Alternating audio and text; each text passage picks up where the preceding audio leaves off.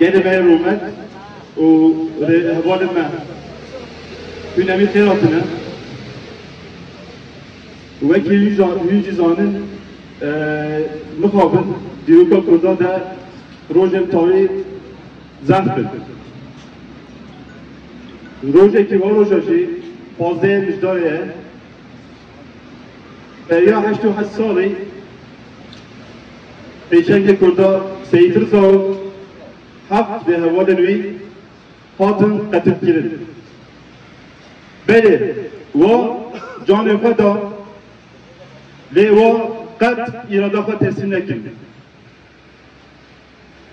O seyfa ne tavırdan?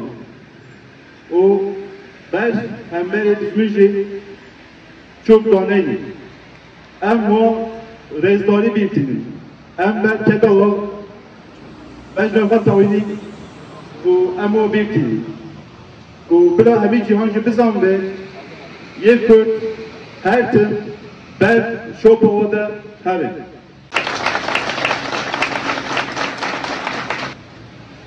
Basına ve kamuoyuna diz çökmeyen onurlu ve kararlı mücadelesiyle inkarcı, tekçi zihniyete dert olan Seyit Rıza ve mücadele arkadaşlarının idam edilişlerinin üzerinden 88 yıl geçti. Derviş mekanını sahipsiz bırakmayan Dersim'in 7 seyidi, emsali olmayan bir direnişin altına imza atmış ve tarihe bir mücadele mirası bırakmışlardır. Onlar Dersim'e sefer olur, zafer olmaz diyenlerin izinden gitmiş, zalimin zulmüne boyun eğmemişlerdir. Cumhuriyet tarihinde bir kara leke olan Dersim tertelesi aslında halklar ve inanç topluluklarının birlikteliğini hedef alan ulus devlet tartışmasının en somut örneğidir. Katliamlar yaparak, farklı kimlikleri asimile ederek, kültürleri ve inançları inkar ederek var olmaya çalışan tekçi bir zihniyetin başvurduğu sistematik ve kasıtlı uygulamalardan biriydi. Yağma, talan ve ganimeti bir kültür haline getiren sömürgeci zihniyet, Dersim'de on binlerce Kürt Alevi yurttaşı katlederek tarihin lanetli sayfalarda yer almıştır.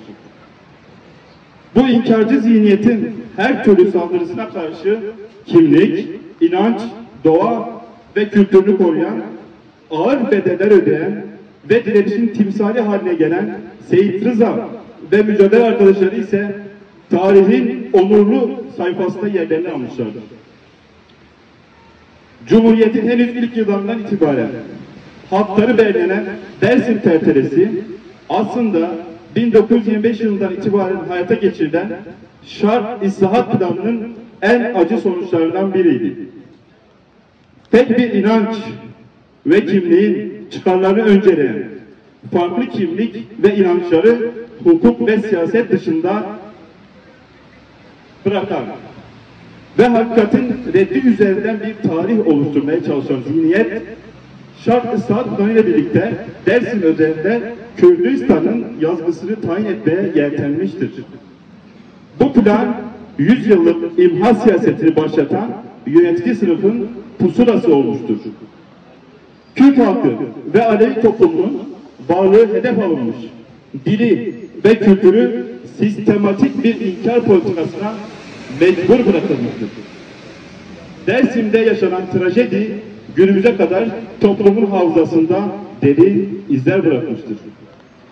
Toplum bu yüzyılda katliamlarla yüzleşilmesi ve hakikatlerin açığa çıkarılması talebinde bulunmakta ve yeni bir yönetim formunun inşa edilmesine ihtiyaç duymaktadır.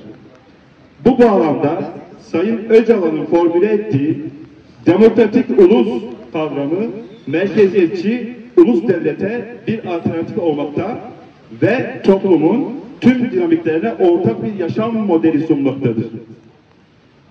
Demokratik Cumhuriyet'in tesisi, ulus devletin geleneksel kodlarını değiştirmek ve inkarcı anlayışa son vermekte mümkündür. Seyit Rıza ve arkadaşlarının direnişi sadece bir dönemin değil, halkların onurlu mücadelesinin sembolü olmuştur. Onların gösterdiği eşsiz cesaret ve özgürlük anlayışına duyulan sarsılmaz inanç, teslim olmayan duruş, bugün bizlere yön gösteren bir miras yaşatmaktadır. Bu anma geçmişin acısını yalnızca hatırlamak değil, aynı zamanda bugün hala süren özgürlük ve barış arayışına sahip çıkmak anlamına da geliyor. Kürt halkı olarak içinde olduğumuz barış ve demokratik toplumun inşa süreci aynı zamanda geçmişte yarım kalan bir mücadelenin devamı niteliğindedir. Bugün Seyit Rıza ve yoldaşları gibi yeni bir yaşamı, halkların onurlu bir geleceği inşa etmenin mücadelesini veriyoruz.